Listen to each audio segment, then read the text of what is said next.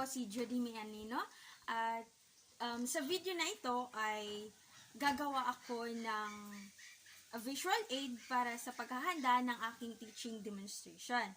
At bago ko man sisimulan ay ipapakita ko muna sa inyo ang aking mga kagamitan. Let's go.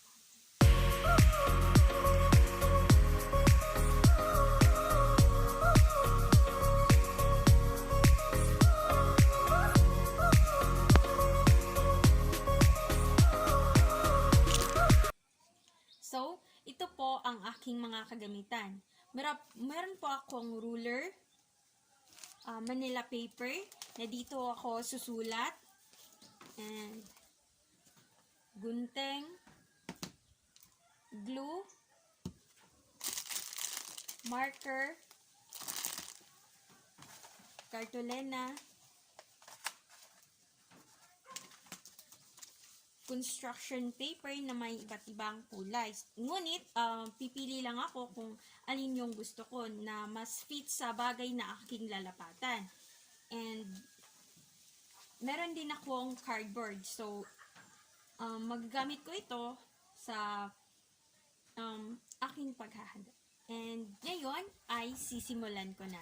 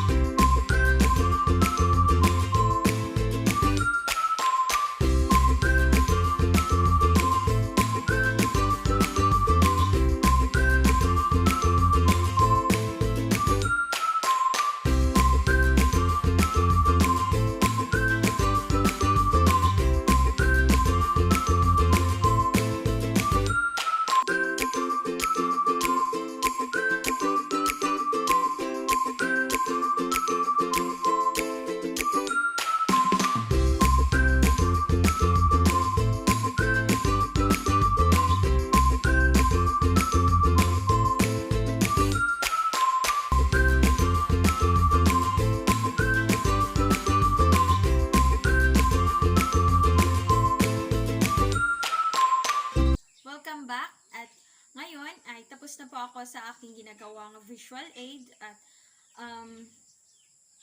ipapakita ko sa inyo kung ano yung flow para sa aking teaching demonstration. So, ang una kong gagawin ay sa pagganyak ng mga mag-aaral. So, ito, tukuyin nila ang mga letrang naka-jumbled words. At sasagot sila sa tamang salita. And, yun ay, pangalawa ay ang magsimulan sa talakayan.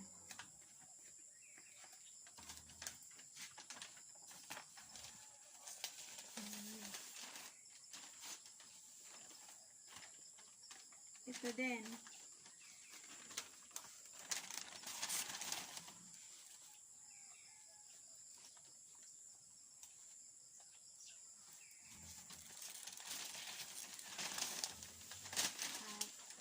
At ito. Mga uri ng anggulo.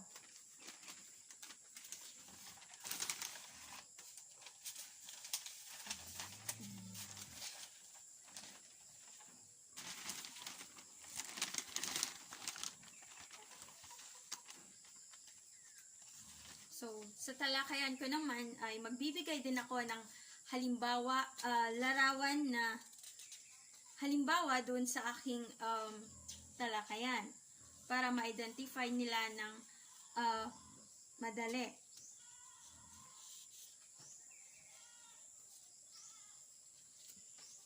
And pagkatapos ay ito yung assessment o tinatawag na evaluation. So, dito ay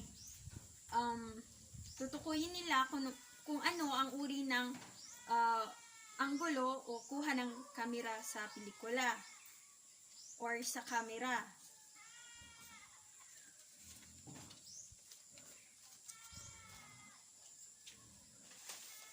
At ang panghuli ay ang takdang aralin.